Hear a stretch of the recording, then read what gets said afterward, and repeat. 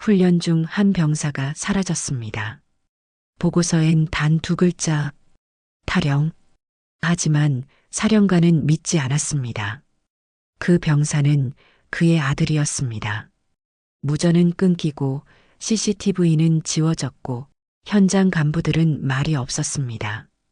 그날 이후 관련자 셋이 사라졌습니다. 누군가 진실을 지우고 있었습니다.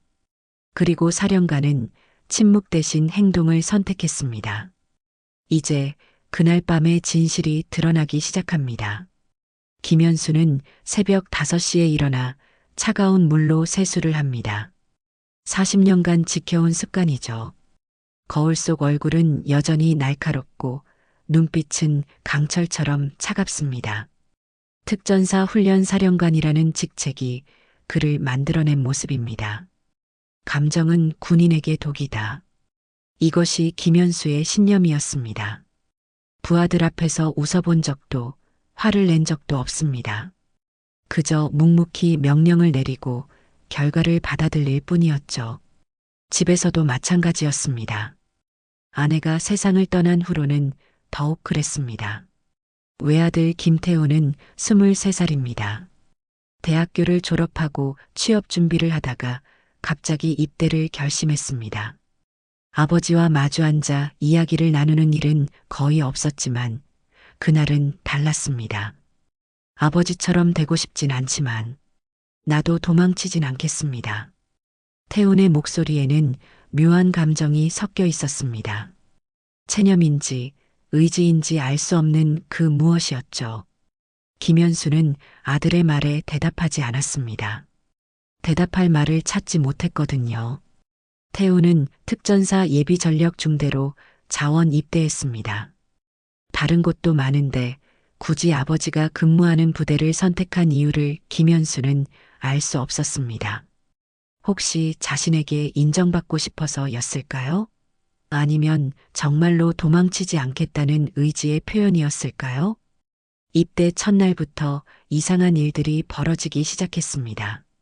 태훈이 배정받은 생활관에서 밤마다 이상한 소음이 들렸다는 것입니다. 다른 훈련병들은 사령관 아들이라 특혜받는다며 수군댔지만 실상은 달랐습니다. 김태훈, 너 때문에 우리 다 곤란해진다는 거 알아? 같은 생활관 선임이 태훈에게 속삭였습니다. 태훈은 고개를 숙이고 묵묵히 들었습니다. 사령관의 아들이라는 것이 축복이 아니라 저주였다는 걸 그는 이미 알고 있었거든요. 부대 안팎에서는 벌써 소문이 돌고 있었습니다. 사령관 아들이 왔다더라. 특혜 받을 거 아니야? 하지만 현실은 정반대였습니다. 태훈은 오히려 다른 훈련병들보다 더 혹독한 대우를 받고 있었거든요. 교관들은 태훈에게 더 무거운 짐을 지게 했고 더 오래 뛰게 했습니다. 사령관 아들이라고 봐주면 안 된다는 이유에서였죠. 하지만 그것만이 전부가 아니었습니다. 밤마다 태훈은 홀로 부대 내부를 돌아다니며 무언가를 관찰하고 있었습니다. 너 요즘 뭐하고 다니냐? 동기 훈련병이 태훈에게 물었습니다. 태훈은 잠시 망설이다가 대답했습니다. 그냥 이상한 게 있어서요. 뭐가 이상한데? 부대에서 밤에 트럭이 자주 드나들거든요. 근데 장부에는 기록이 없어요. 동기는 태훈을 이상하게 바라봤습니다. 신병이 그런 것까지 신경 쓸 이유가 없었거든요. 김현수는 가끔 훈련 현장에서 아들을 마주쳤습니다. 태훈은 땀에 젖은 얼굴로 훈련에 임하고 있었지만 여전히 웃지 않았습니다. 그런데 이상한 것은 태훈의 눈빛이었습니다. 예전과 달리 무언가를 탐색하는 듯한 날카로운 시선이었죠. 어느 날 밤 태훈은 부대 창고 근처에서 이상한 장면을 목격했습니다. 간부들이 몰래 상자들을 트럭에 싣고 있었습니다. 상자에는 실탄이라고 적혀 있었죠. 하지만 공식적으로는 실탄 이동 계획이 없었습니다. 태훈은 숨어서 그 모습을 지켜봤습니다. 그리고 휴대폰으로 몰래 사진을 찍었습니다. 심장이 미친 듯이 뛰었지만 이상한 일이 벌어지고 있다는 확신이 들었거든요. 그 다음 날부터 태훈의 행동이 달라졌습니다. 훈련 시간 외에는 늘 무언가를 적고 있었습니다. 작은 수첩에 뭔가를 끊임없이 기록하고 있었죠. 동기들이 물어봐도 그냥 일기라고 대답했습니다. 하지만 그것은 일기가 아니었습니다. 태우는 부대 내에서 벌어지는 이상한 일들을 모두 기록하고 있었습니다. 장비 관리 대장과 실제 현황의 불일치, 간부들의 수상한 행동, 밤중 트럭 운행 등등 말이죠. 김현수는 태훈의 변화를 눈치채지 못했습니다. 아니, 눈치채려 하지 않았을지도 모릅니다. 사령관으로서 공과 사를 구분해야 한다고 생각했거든요. 하지만 이미 태훈은 단순한 훈련병이 아니었습니다. 그는 무언가 큰 일을 준비하고 있었습니다. 어느 날 저녁 김현수는 자신의 집무실에서 훈련 보고서를 검토하고 있었습니다. 태훈의 이름이 적힌 평가서를 보게 되었죠. 성실하나 소극적임. 단, 최근 행동 패턴에 변화 있음. 관찰 필요. 마지막 한 줄이 김현수의 눈길을 끌었습니다. 무슨 변화가 있었다는 걸까요? 하지만 그는 깊이 파고들지 않았습니다. 아들에게 특별한 관심을 보이는 것은 옳지 않다고 생각했거든요. 그날 밤 태우는 생활관에서 동기에게 조심스럽게 말했습니다. 나 뭔가 이상한 걸 발견했는데 어떻게 해야 할지 모르겠어. 뭔데? 말하면 너도 위험해질 수 있어. 동기는 태훈의 진지한 표정을 보고 놀랐습니다. 평소 조용했던 태훈이 이렇게 심각하게 말하는 것은 처음이었거든요. 그래도 말해봐. 태훈은 잠시 고민하다가 입을 열었습니다. 우리 부대에서 뭔가 불법적인 일이 벌어지고 있는 것 같아. 그 순간 생활관 문이 열렸습니다. 야간 점호를 나온 간부가 들어왔죠. 태훈과 동기는 재빨리 침묵했습니다. 하지만 간부의 시선이 유독 태훈에게 오래 머물렀습니다. 김태훈, 너 요즘 잠을 잘 자냐? 네, 잘 잡니다. 그래. 근데 왜 자꾸 밤에 돌아다닌다는 얘기가 들리지? 태훈은 순간 긴장했습니다. 자신의 행동이 발각된 걸까요? 화장실 가는 거 아니면 돌아다니지 않습니다. 간부는 의심스러운 눈빛으로 태훈을 바라봤습니다.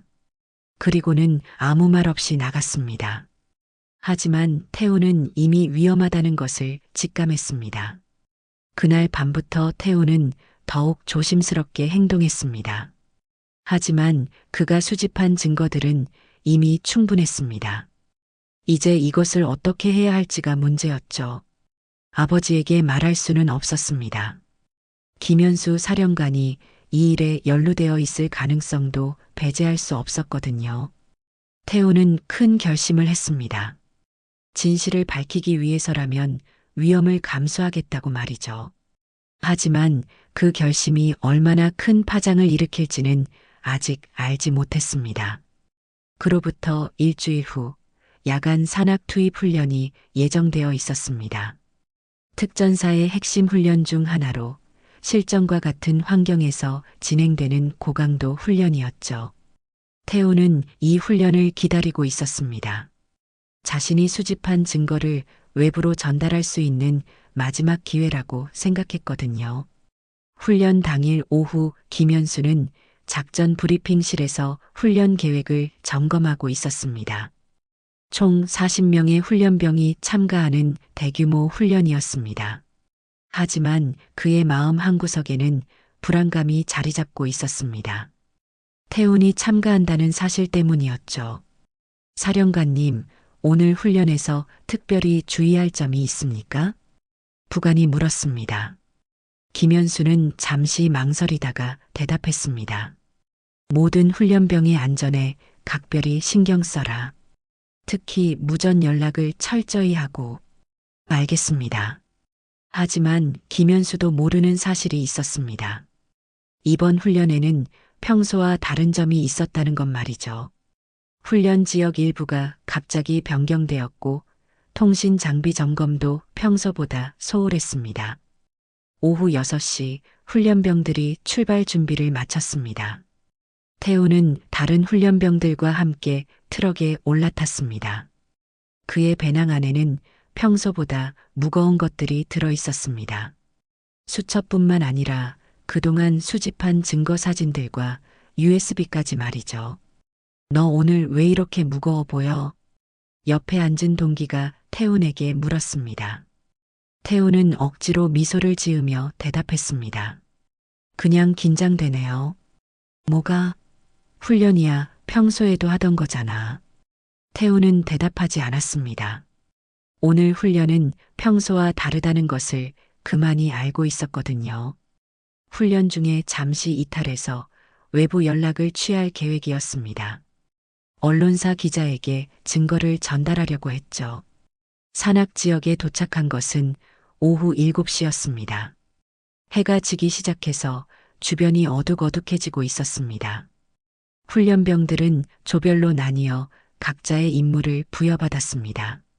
태훈이 속한 조는 계곡 건너편까지 이동해서 목표 지점을 확보하는 임무였습니다. 무전기는 항상 켜두고 30분마다 상황을 보고해라. 조장이 지시했습니다.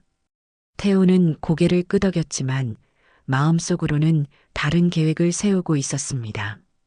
훈련이 시작되고 1시간쯤 지났을 때였습니다.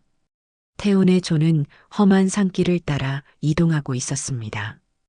달빛마저 구름에 가려져서 앞이 거의 보이지 않았죠. 그때 태훈은 기회를 잡았습니다. 잠깐만요. 신발끈이 풀렸어요. 태훈이 말하며 뒤처졌습니다. 다른 조원들은 계속 앞으로 나아갔고 태훈은 점점 멀어지는 그들의 모습을 지켜봤습니다. 그리고 반대 방향으로 몸을 돌렸습니다.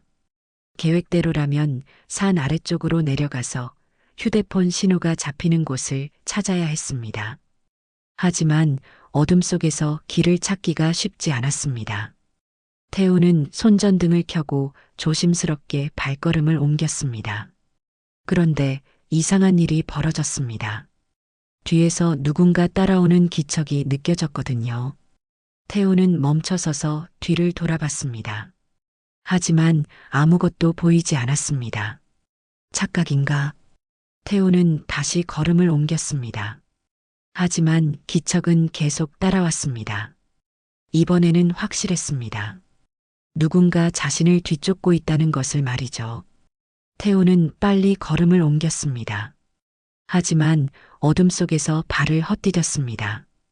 비탈길에서 굴러떨어진 거죠. 다행히 크게 다치지는 않았지만 무전기가 바위에 부딪혀 부서졌습니다. 이런. 태훈은 부서진 무전기를 주워들었습니다. 이제 부대와 연락을 취할 방법이 없어졌습니다.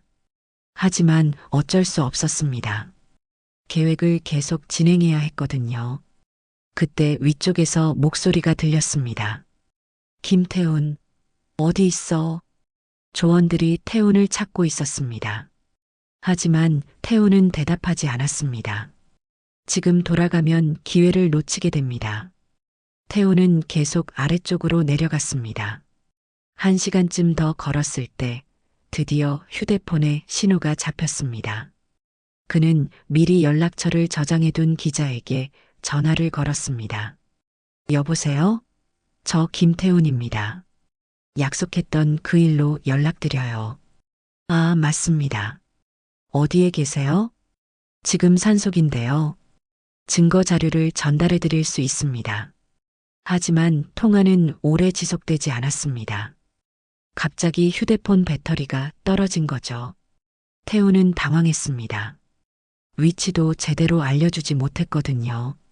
그 순간 뒤에서 강한 손전등 빛이 태훈을 비췄습니다.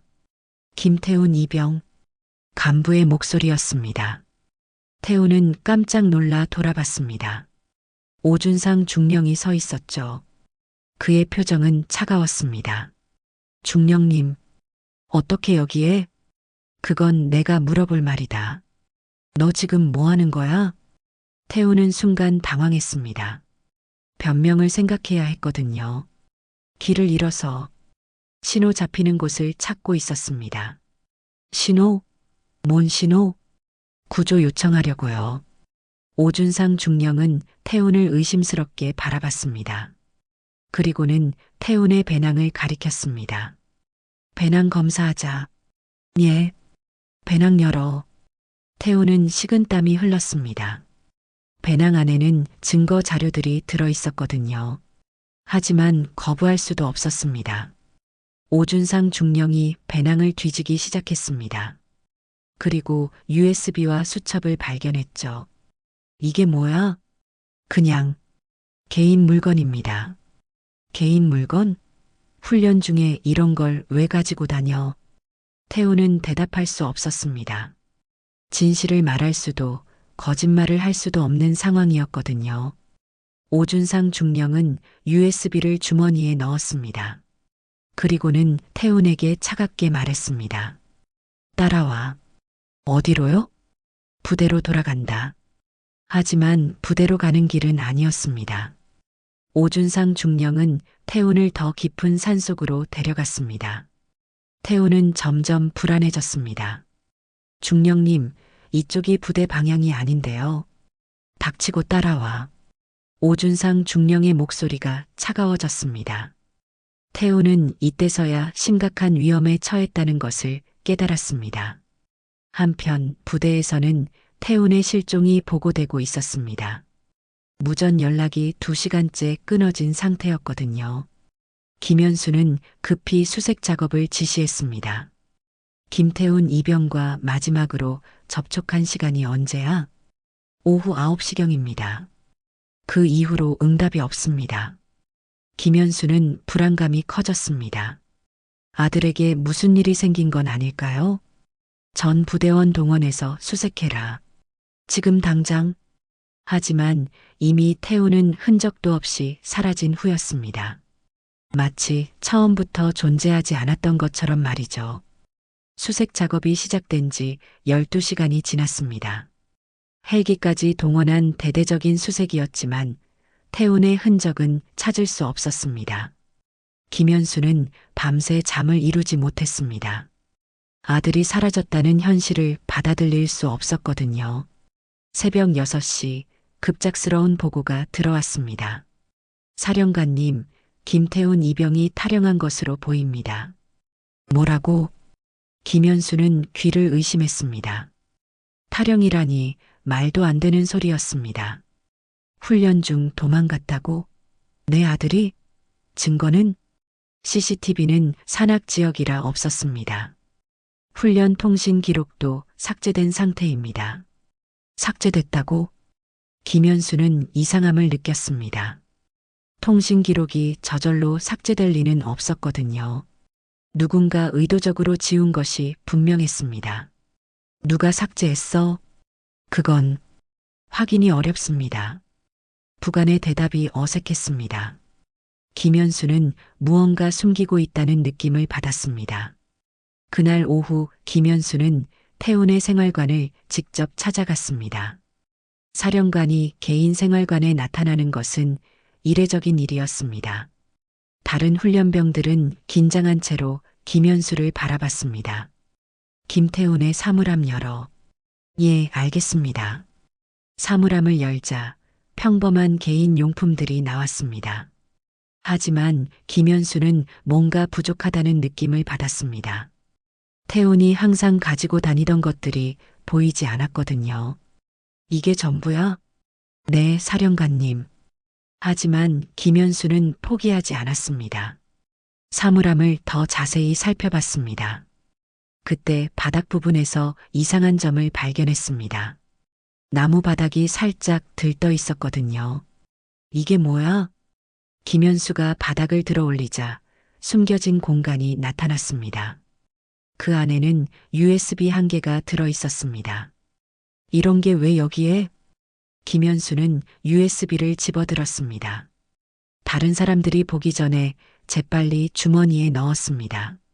집무실로 돌아온 김현수는 문을 잠그고 컴퓨터에 USB를 연결했습니다. 안에는 여러 개의 파일이 들어 있었습니다. 동영상 파일들과 문서 파일, 그리고 태훈의 일기까지 말이죠. 첫 번째 동영상을 클릭했습니다. 화면에는 부대 창고 근처에서 벌어지는 장면이 나타났습니다. 간부들이 몰래 상자들을 트럭에 싣고 있었습니다. 상자에는 실탄이라고 적혀 있었죠. 이게 뭐야? 김현수는 경악했습니다.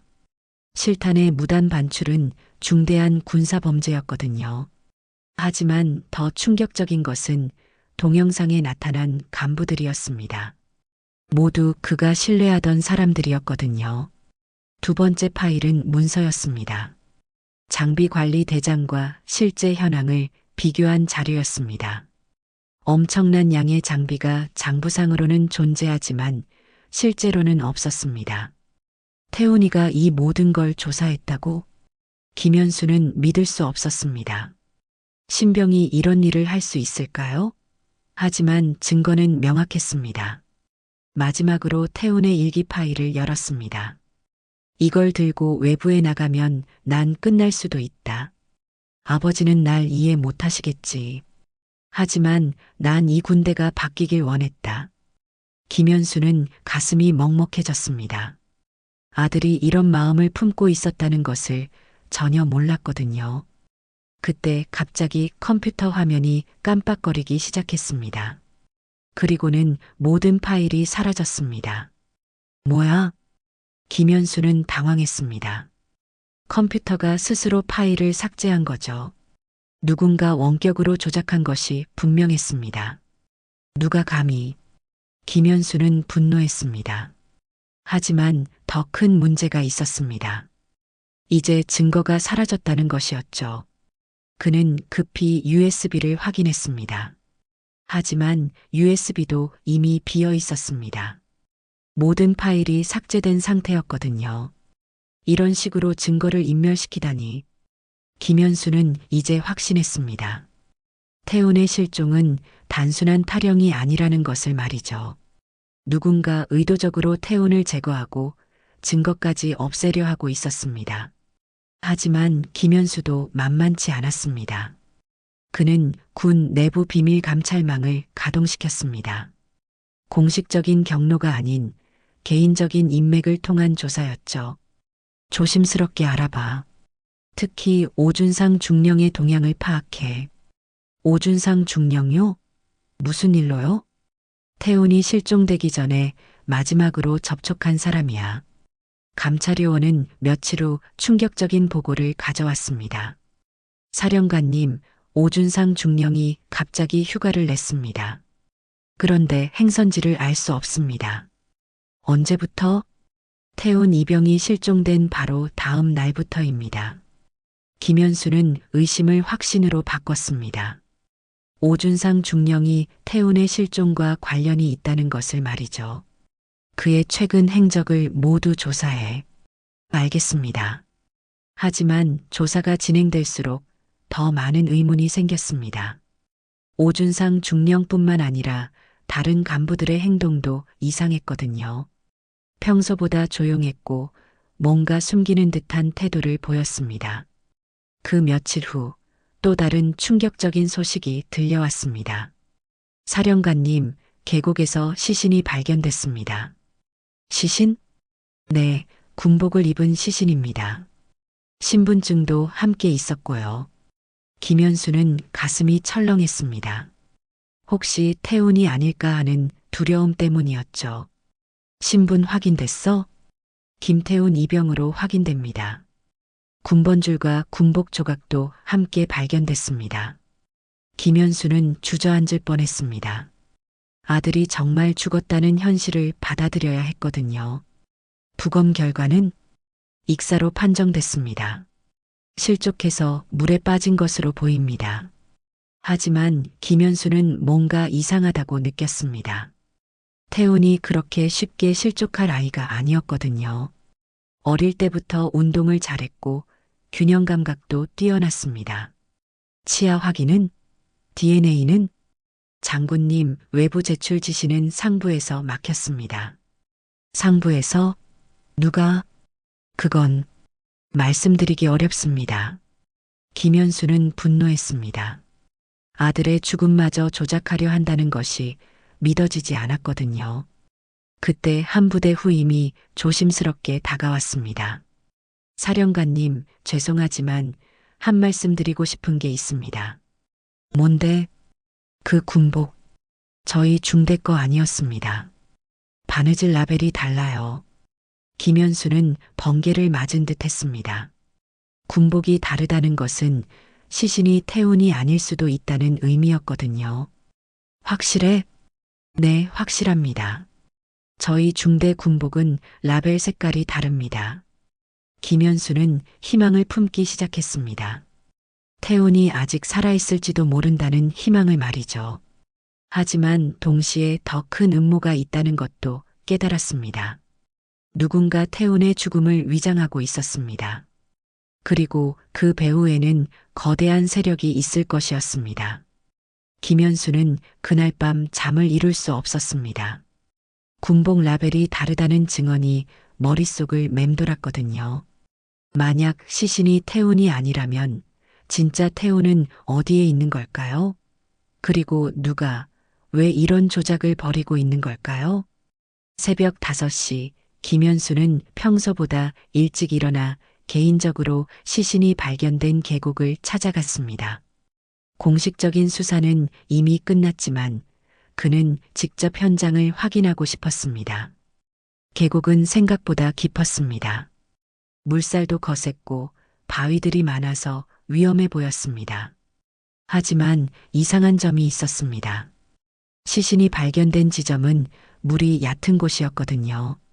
익사하기에는 부적절한 장소였습니다. 여기서 어떻게 익사를 해? 김현수는 의문을 품었습니다. 그리고 주변을 더 자세히 살펴봤습니다. 그때 바위 틈새에서 뭔가 반짝이는 것을 발견했습니다. 이게 뭐지? 그것은 작은 금속 조각이었습니다. 군번줄의 일부인 것 같았는데 이상하게도 새 것처럼 깨끗했습니다. 물에 오래 있었다면 녹이 슬었어야 정상인데 말이죠. 김현수는 그 금속 조각을 주머니에 넣었습니다. 나중에 자세히 분석해 볼 생각이었습니다. 돌아오는 길에 김현수는 부대 의무대를 들렀습니다. 시신 부검을 담당했던 군의관을 만나기 위해서였습니다. 박중희, 며칠 전 부검건으로 물어볼 게 있어. 네, 사령관님. 시신 상태가 어땠어? 자세히 말해봐. 박중희는 잠시 망설이다가 입을 열었습니다. 솔직히 말씀드리면 좀 이상했습니다. 뭐가? 시신이 물에 있었던 시간치고는 부패 정도가 심하지 않았어요. 보통 며칠간 물에 있었으면 더 심하게 부패되는데 김현수는 귀를 기울였습니다. 그리고 외상이 거의 없었어요. 계곡에서 굴러떨어졌다면 타박상이나 찰과상이 많아야 하는데 그렇지 않았거든요. 그럼 익사가 맞아? 그것도 확실하지 않습니다. 폐에 물이 있긴 했지만 양이 적었어요. 김현수는 점점 확신을 굳혔습니다. 이 시신은 태운이 아니라는 것을 말이죠. 혹시 다른 가능성은 없어? 다른 곳에서 사망한 후에 여기로 옮겨졌을 가능성도 있습니다. 하지만 공식적으로는 박중희는 말을 흐렸습니다. 더 이상 말하기 어렵다는 뜻이었죠. 김현수는 부대로 돌아와 태운의 병적 기록부를 다시 확인했습니다. 그런데 놀라운 일이 벌어졌습니다. 기록부가 바뀌어 있었거든요. 사진은 분명 태운이었지만 이름이 김태하로 되어 있었습니다. 생년월일도 하루 차이로 다르고 본적지도 미묘하게 달랐습니다. 이게 무슨 일이야? 김현수는 당황했습니다. 누군가 태운의 신분을 의도적으로 조작하고 있었던 것입니다. 급히 인사가로 달려갔습니다. 김태운 이병의 병적 기록부가 왜 바뀌었어? 예, 무슨 말씀이신지. 이름이 김태하로 되어 있잖아. 인사가 담당자는 당황한 표정을 지었습니다. 저희는 처음부터 김태하로 알고 있었는데요. 혹시 착각하신 게 아닐까요? 착각? 내가 내 아들 이름을 착각해? 김현수는 분노했지만 상대방도 진심으로 당황해하는 것 같았습니다. 누군가 시스템 자체를 조작해버린 거였습니다. 그날 저녁 김현수는 개인적으로 신뢰하는 정보요원을 불렀습니다. 태훈이의 입대 과정을 처음부터 다시 조사해봐. 어떤 부분을 중점적으로요? 모든 것. 지원서 작성부터 배치까지 누가 개입했는지도 알아봐. 며칠 후 충격적인 보고가 들어왔습니다. 사령관님, 김태훈 이병의 입대 기록이 이상합니다. 뭐가? 공식적으로는 김태아라는 이름으로 입대했는데 초기 서류에는 김태훈으로 되어 있었어요. 중간에 누군가 수정한 것 같습니다. 누가 수정했어? 그건 확인이 어렵습니다. 전산 시스템 관리자 권한으로 수정됐거든요. 김현수는 더 깊은 음모가 있다는 것을 깨달았습니다. 단순히 태훈을 제거하는 것이 아니라 아예 존재 자체를 지우려 하고 있었던 것입니다. 그럼 김태아라는 사람은 실제로 존재해? 네, 존재합니다. 하지만 이상한 점이 있어요. 뭔데? 김태아는 한 달 전에 교통사고로 사망했습니다. 신원 미상의 시체로 처리됐고요. 김현수는 소름이 돋았습니다. 누군가 죽은 사람의 신분을 이용해서 태훈의 정체성을 바꿔치기 한 것이었습니다. 그럼 계곡에서 발견된 시신은 김태아일 가능성이 높습니다. 태훈 이병의 군복과 신분증을 착용시켜서 태훈인 것처럼 위장한 거죠. 김현수는 진실에 가까워지고 있다는 느낌을 받았습니다. 하지만 동시에 더 큰 위험도 느꼈습니다. 그 다음 날 김현수에게 충격적인 소식이 전해졌습니다. 사령관님, 군검찰에서 연락이 왔습니다. 뭔 일로? 사령관님이 정보 유출 공모자로 지목됐다고 합니다. 뭐라고? 김현수는 믿을 수 없었습니다. 아들을 찾기 위해 노력하는 것이 범죄가 된다는 말인가요? 군사기밀보호법 위반 혐의로 직위해제 검토 중이라고 합니다. 김현수는 이제 확실히 알았습니다. 자신도 이 음모의 타겟이 되었다는 것을 말이죠. 하지만 포기할 수는 없었습니다. 마지막 기회를 잡기 위해 김현수는 군 수송 헬기 출입 기록을 확인했습니다.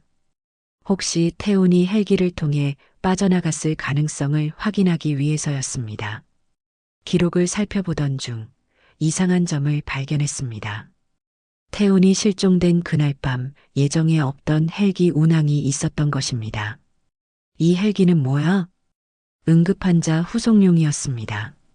환자가 누구였어? 그건 기록이 없습니다. 김현수는 직감했습니다. 그날 밤 헬기에 탄 것은 환자가 아니라 태훈이었을 것이라고 말이죠. 조종사는 누구였어? 이미 전역했습니다. 연락처도 알 수 없고요. 모든 증거가 체계적으로 인멸되고 있었습니다. 하지만 김현수는 하나의 가능성을 붙잡았습니다. 태훈이 아직 살아있다는 가능성을 말이죠. 그날 밤 김현수는 마지막 결심을 했습니다. 공식적인 경로로는 진실을 밝힐 수 없다는 것을 깨달았거든요. 이제는 개인적으로 움직여야 할 때였습니다. 아들을 찾기 위해서라면 사령관이라는 지위도 포기할 각오였습니다. 김현수는 밤늦게 개인 사무실에서 오준상 중령의 행적을 추적하고 있었습니다. 공식적인 조사가 막혀 있는 상황에서 개인적인 인맥을 총동원한 비공식 수사였죠. 그리고 마침내 중요한 단서를 발견했습니다. 사령관님, 오준상 중령의 전역 신청서를 찾았습니다. 신뢰하는 정보요원이 가져온 서류는 충격적이었습니다. 오준상 중령은 태훈이 실종된 바로 다음 날 자진 전역을 신청했고 불과 사흘 만에 승인을 받았습니다. 보통 몇 달이 걸리는 절차가 번개처럼 진행된 거죠. 이렇게 빨리 전역이 승인될 수가 있나? 일반적으로는 불가능합니다. 고위층의 특별한 배려가 있었을 것으로 보입니다. 현재 소재는 파악됐어? 저녁 후 연락이 완전히 끊어졌습니다. 의도적으로 숨어 있는 것 같습니다. 김현수는 확신했습니다. 오준상 중령이 태훈의 실종과 직접적인 관련이 있다는 것을 말이죠. 다음 날 김현수는 더욱 충격적인 사실을 발견했습니다. 태훈의 병적 기록부를 다시 확인하던 중 또 다른 조작의 흔적을 찾아낸 것입니다. 사진 속 인물은 분명 태훈과 닮았지만 자세히 보면 미묘한 차이가 있었습니다. 김현수는 급히 태훈의 어릴 때 사진들을 가져와 비교해 봤습니다. 확실히 다른 사람이었습니다. 누군가 태훈과 비슷하게 생긴 다른 사람의 사진으로 바꿔치기 한 거야. 김현수는 전체적인 그림을 그릴 수 있었습니다. 누군가 태훈의 신분을 완전히 다른 사람으로 바꿔버리고 태훈이라는 존재 자체를 지우려 하고 있었던 것입니다. 며칠간의 조사 끝에 김현수는 충격적인 진실을 발견했습니다. 부대 내 비리는 단순한 물품 횡령이 아니었습니다. 군 간부들이 조직적으로 무기를 빼돌려 불법 판매하고 있었던 것이죠. 이 정도 규모라면 고위층의 묵인이나 관여가 있어야 해. 김현수는 소름이 돋았습니다. 이는 국가 안보를 위협하는 중대한 범죄였습니다. 그런데 이때 더욱 놀라운 발견을 했습니다. 태훈이 부대 내부 제보 사이트에 접속한 흔적과 외부 기자와 주고받은 메일들을 찾아낸 것입니다. 기자님, 제가 수집한 자료는 충격적입니다. 하지만 저 혼자서는 감당하기 어려울 것 같습니다. 제가 군 간부의 아들이라는 것이 알려지면 큰일 날 것 같습니다. 마지막 메일은 더욱 절박했습니다. 내일 야간 훈련 때 기회를 잡겠습니다. 혹시 제게 무슨 일이 생기면 이 메일을 증거로 사용해 주세요. 김현수는 떨리는 손으로 메일의 날짜를 확인했습니다. 태훈이 실종된 바로 그날이었습니다. 태훈이가 이미 위험을 예감하고 있었구나. 그때 김현수의 컴퓨터에 새로운 메일이 도착했습니다. 발신자는 익명이었고 제목은 진실을 알고 싶으시면이었습니다. 김현수 장군님, 아드님이 살아있습니다. 하지만 매우 위험한 상황입니다. 혼자서 다음 주소로 오십시오. 절대 다른 사람에게 알리지 마십시오. 메일에는 비무장지대 근처의 한민가 주소가 적혀 있었습니다. 김현수는 고민에 빠졌습니다. 함정일 수도 있었거든요. 하지만 태훈이 살아있다는 희망을 포기할 수는 없었습니다. 그날 밤 김현수는 결심을 굳혔습니다. 만약의 경우를 대비해 지금까지 수집한 모든 증거들을 정리해서 안전한 곳에 보관하고 신뢰할 수 있는 사람에게 편지를 남겼습니다. 만약 내게 무슨 일이 생기면 이 자료들을 국정감사 때 공개해달라. 김현수는 사복으로 갈아입고 개인 차량으로 지정된 장소로 향했습니다. 40년간 쌓아온 군인으로서의 직감이 위험을 경고하고 있었지만 아버지로서의 마음이 더 강했습니다. 비무장지대 근처의 민가는 외딴 곳에 있었습니다. 주변에는 인가도 별로 없었고 야간이라 더욱 으스스했습니다. 김현수는 차에서 내려 조심스럽게 집에 다가갔습니다. 그때 누군가 뒤에서 말을 걸었습니다. 김현수 장군님이시죠? 김현수는 뒤를 돌아봤습니다. 중년의 남자가 서 있었는데 민간 수사관처럼 보였습니다. 제가 메일을 보낸 사람입니다. 안으로 들어가시죠. 아드님이 기다리고 계십니다. 김현수의 심장이 뛰기 시작했습니다. 정말로 태훈이 살아있는 걸까요? 정말 태훈이가 살아있는 겁니까? 네, 하지만 상황이 복잡합니다. 안에서 직접 확인하시죠. 김현수는 남자를 따라 집 안으로 들어갔습니다. 거실은 어둡게 불이 꺼져 있었고 긴장감이 흘렀습니다. 태훈아? 김현수가 조심스럽게 불렀습니다. 그때 어둠 속에서 누군가 일어서는 소리가 들렸습니다. 그리고 익숙한 목소리가 떨리며 들려왔습니다. 아버지. 김현수는 그 목소리를 듣는 순간 무릎이 꺾일 뻔했습니다. 정말 태훈의 목소리였거든요. 태훈이냐? 정말 너냐? 어둠 속에서 한 청년이 모습을 드러냈습니다. 머리를 짧게 자르고 수척해진 얼굴이었지만 분명히 태훈이었습니다. 아버지, 죽은 줄 알았죠? 태훈의 목소리가 떨렸습니다. 김현수는 더 이상 참을 수 없어서 아들에게 다가갔습니다. 너, 정말 살아있구나. 저 그 사람들이 하는 일 다 녹음해놨어요. 그날 제가 죽었어야 그들에겐 편했겠죠. 태우는 주머니에서 작은 녹음기를 꺼냈습니다. 이 안에 모든 증거가 들어있어요. 무기 밀매부터 시작해서 고위층까지 연결된 거대한 조직이에요. 김현수는 처음으로 아들을 끌어안았습니다. 40년간 표현하지 못했던 감정이 터져 나왔습니다.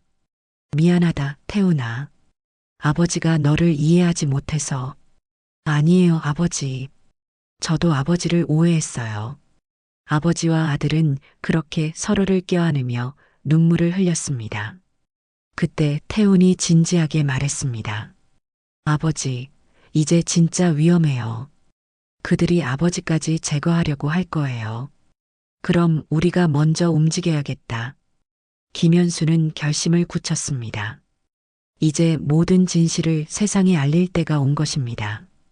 김현수와 태훈이 재회의 감격을 나누고 있을 때 태훈을 보호하고 있던 민간 수사관이 긴급하게 말했습니다. 죄송하지만 지금은 감동적인 재회를 즐길 시간이 없습니다. 우리를 추적하는 세력들이 이미 움직이기 시작했어요. 무슨 말입니까? 김현수가 물었습니다. 장군님이 여기 오실 것을 예상하고 있었을 거예요. 아마 이미 포위당했을 가능성이 높습니다.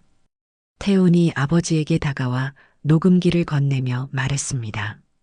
아버지, 이 안에 모든 증거가 들어있어요.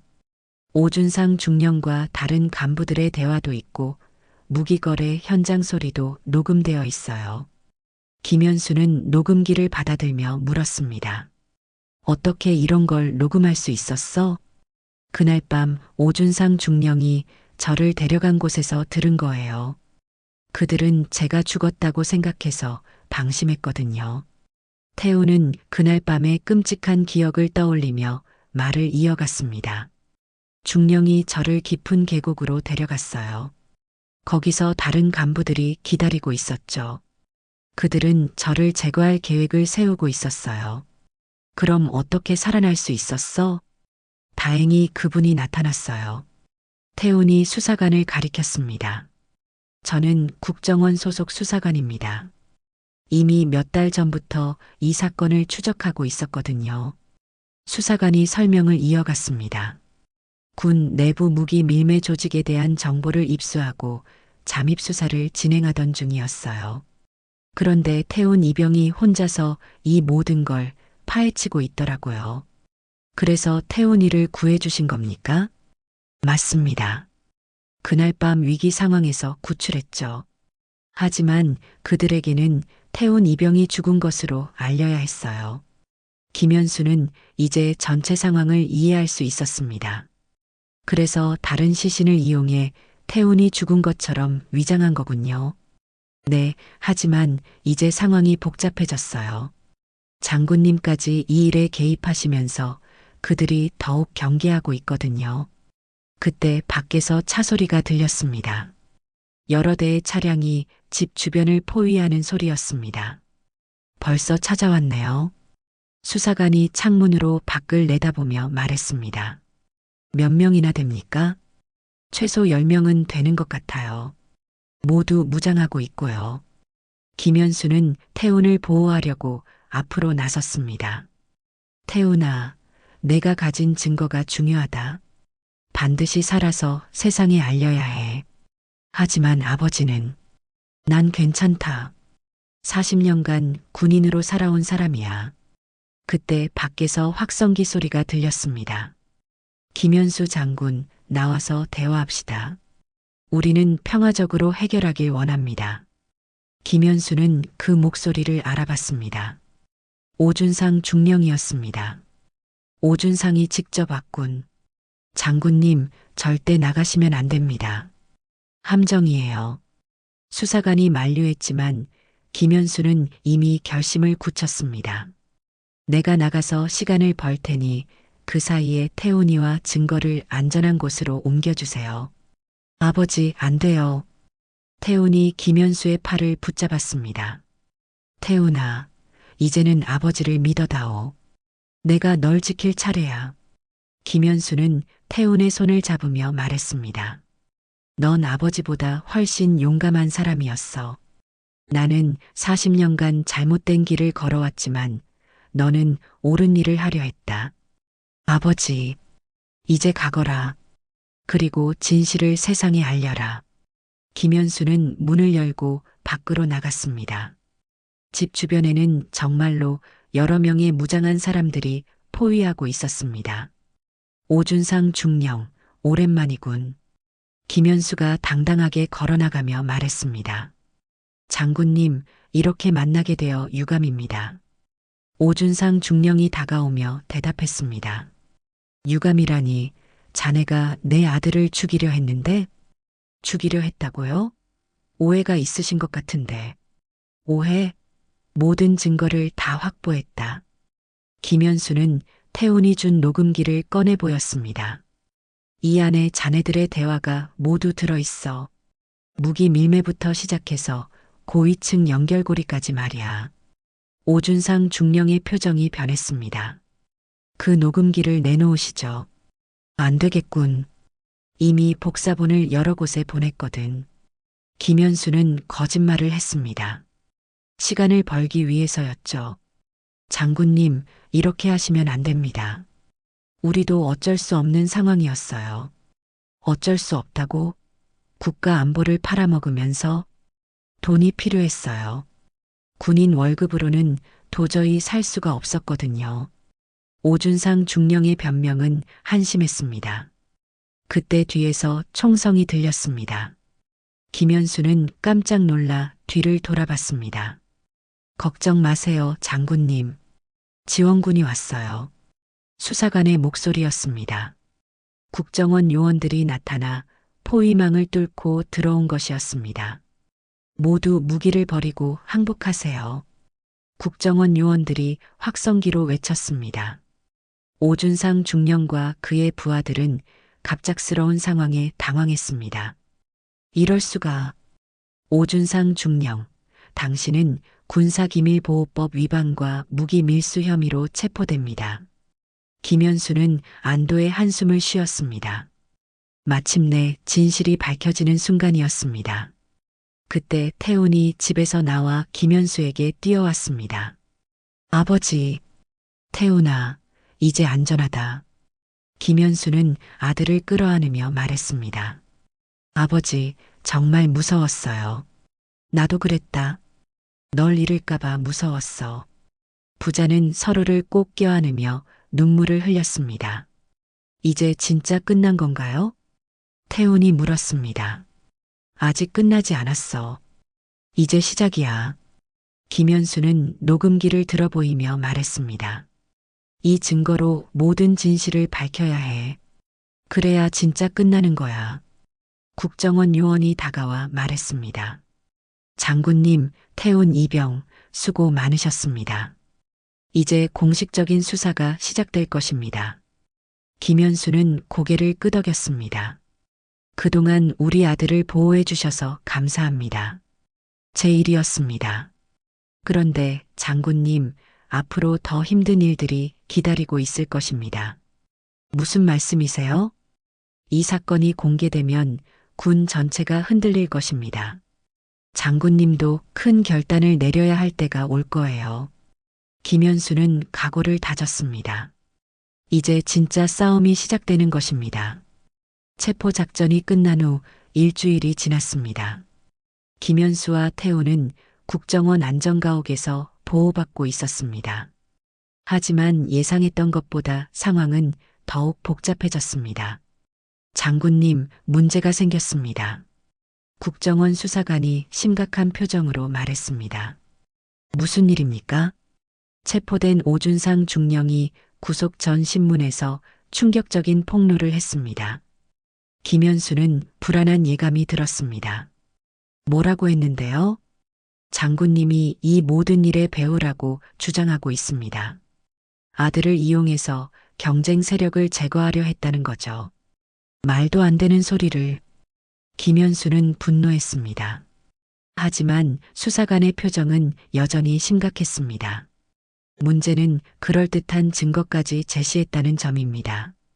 장군님의 개인 계좌로 거액이 입금된 기록이 발견됐어요. 그런 돈 받은 적 없습니다. 저희도 조작된 것으로 보고 있지만 일단 수사기관에서는 장군님도 피의자로 분류했습니다. 태훈이 아버지 옆에 다가와 말했습니다. 아버지, 이상해요.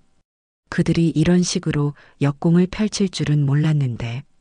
김현수는 상황의 심각성을 깨달았습니다. 단순히 비리를 폭로하는 것으로는 끝나지 않을 것 같았습니다.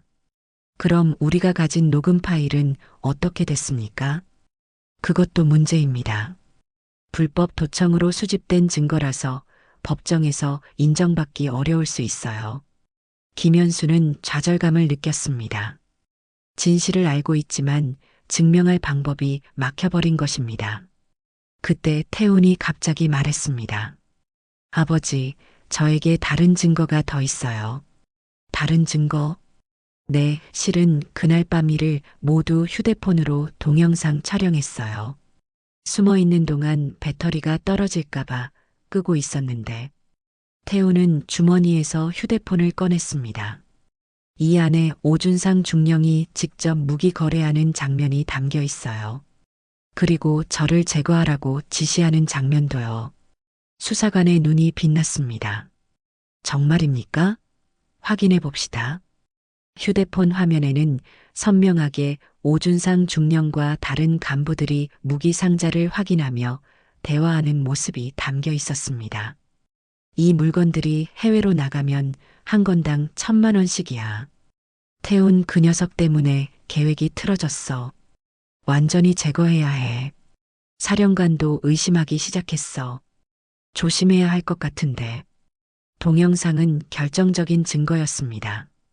이제 됐습니다. 이 증거면 모든 것을 뒤집을 수 있어요. 수사관이 흥분하며 말했습니다. 하지만 김현수는 여전히 우려스러웠습니다. 그래도 그들이 쉽게 포기하지 않을 것 같은데요. 맞습니다. 이미 언론에 장군님에 대한 의혹 기사들이 나오기 시작했어요.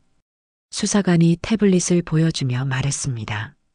화면에는 특전사 사령관, 무기 밀매 조직 배후 의혹이라는 제목의 기사가 떠 있었습니다. 세상에. 김현수는 한숨을 쉬었습니다. 40년간 쌓아온 명예가 하루아침에 무너지는 기분이었습니다. 아버지, 괜찮으세요? 태훈이 걱정스럽게 물었습니다. 괜찮다. 진실은 언젠가 밝혀질 거야. 하지만 김현수의 마음은 편치 않았습니다. 특히 부대 동료들과 부하들이 자신을 어떻게 생각할지 걱정됐습니다. 그 다음 날 예상치 못한 연락이 왔습니다. 장군님, 국방부에서 연락이 왔습니다. 긴급 소집 명령이에요. 소집 명령? 네, 지금 당장 국정감사 특별위원회에 출석하라고 합니다. 김현수는 각오를 다졌습니다. 드디어 공식적인 자리에서 진실을 말할 기회가 온 것입니다. 태훈아, 아버지가 국정감사장에 가야겠다. 저도 같이 갈게요. 안 돼. 너는 아직 위험해. 아니에요, 아버지. 이제는 저도 함께 싸우고 싶어요. 태훈의 눈에는 확고한 의지가 담겨 있었습니다. 국정감사장에 도착한 김현수와 태훈을 기다리고 있는 것은 수많은 기자들과 카메라였습니다. 플래시가 터지는 가운데 두 사람은 당당하게 걸어 들어갔습니다. 김현수 장군, 무기 밀매 조직과의 연관성에 대해 어떻게 생각하십니까? 기자들의 질문이 쏟아졌지만 김현수는 대답하지 않고 국정감사장으로 향했습니다. 감사장 안에서는 이미 여러 국회의원들이 기다리고 있었습니다. 김현수는 증인석에 앉았고 태우는 방청석에 자리를 잡았습니다.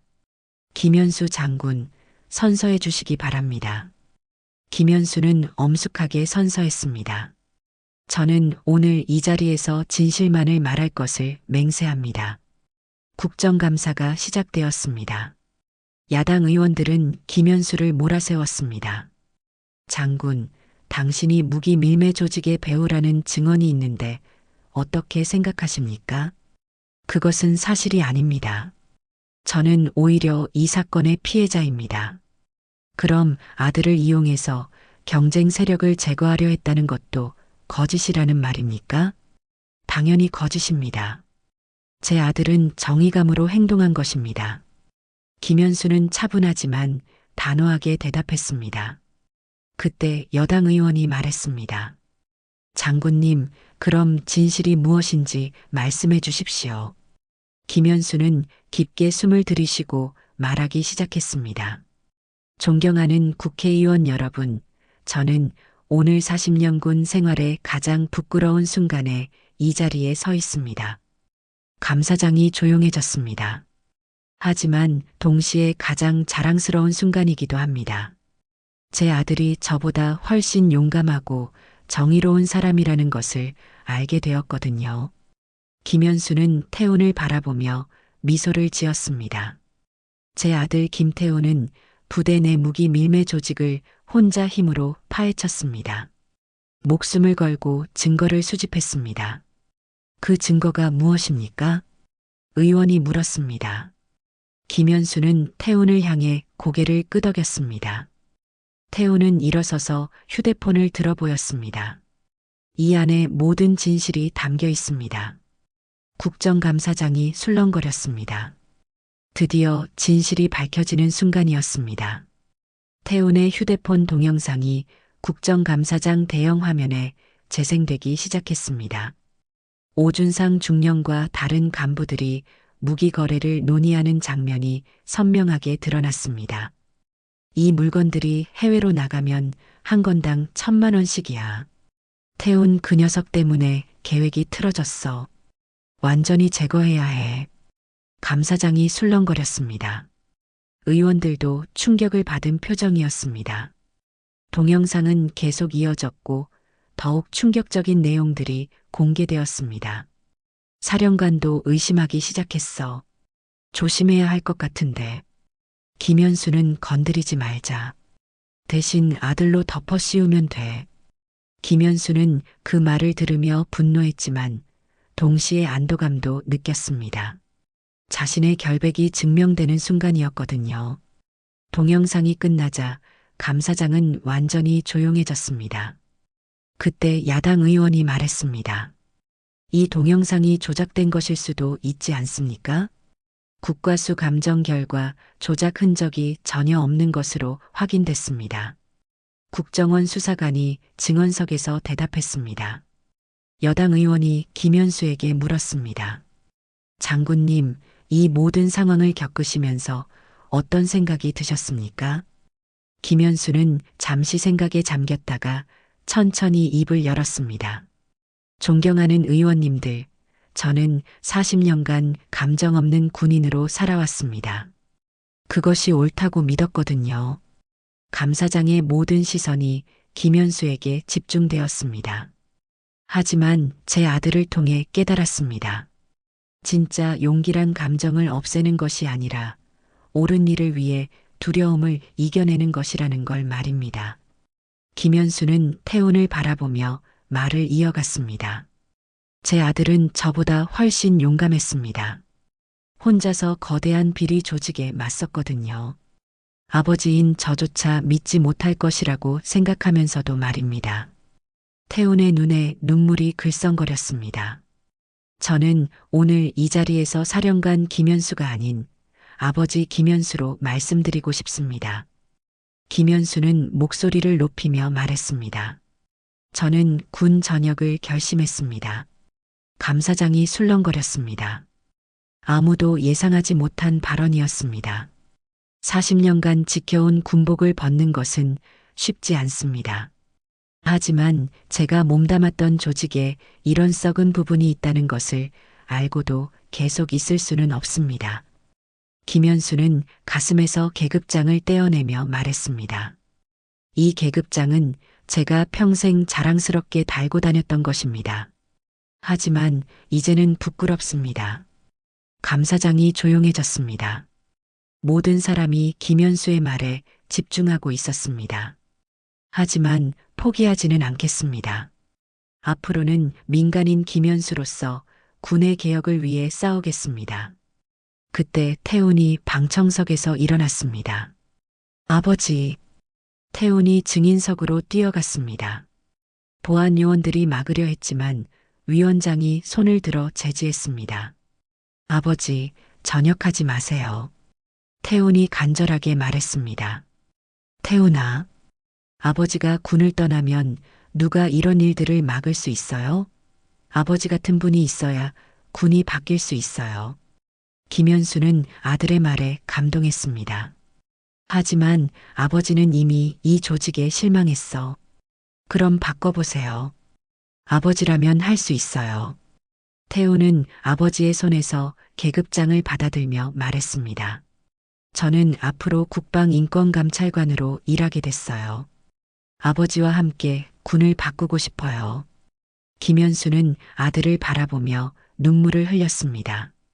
태훈아, 너는 정말 대단한 아이구나. 아니에요, 아버지. 저는 아버지를 닮은 거예요. 감정 없이 살려고 했지만 결국 사람을 지키고 싶은 마음을 숨길 수 없었어요. 감사장의 모든 사람들이 부자의 모습을 지켜보고 있었습니다. 그때 위원장이 말했습니다. 김현수 장군님, 전역 의사를 철회하시겠습니까?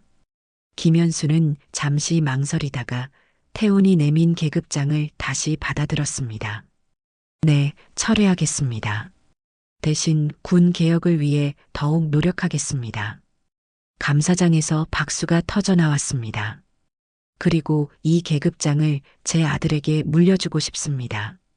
김현수는 계급장을 태훈의 손에 올려주며 말했습니다. 나는 이것을 지키기 위해 사람을 잃었고 너는 사람을 지키기 위해 이것을 부쉈다. 아버지, 이제 너는 진짜 군인이야. 계급이 아니라 마음으로 말이야. 부자는 서로를 끌어안았습니다. 40년 만에 처음으로 김현수는 아들 앞에서 감정을 드러냈습니다. 몇 달 후 모든 수사가 끝났습니다.